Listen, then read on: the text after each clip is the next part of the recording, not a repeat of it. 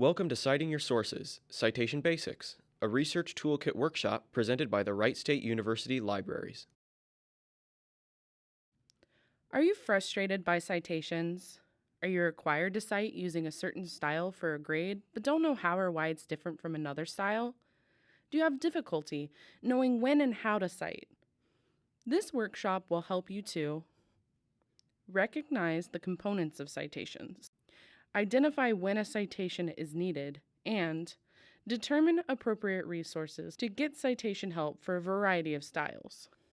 Citations are a way to provide the reader with information about where to find the information you've used to develop your paper, project, or presentation.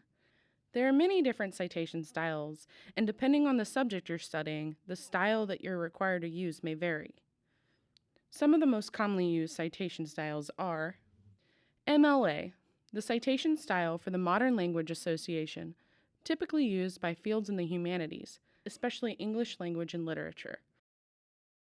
APA, the citation style of the American Psychological Association, typically used by fields in the social sciences, education, and sciences. Chicago and Chicago Turabian, the citation style of the Chicago Manual of Style, typically used by history and fine arts.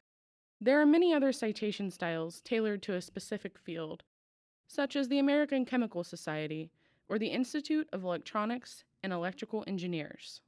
Regardless of the style, most citations include the same general information: the title of the source, the author's name, the source in which it was published or who published it, and the date it was published.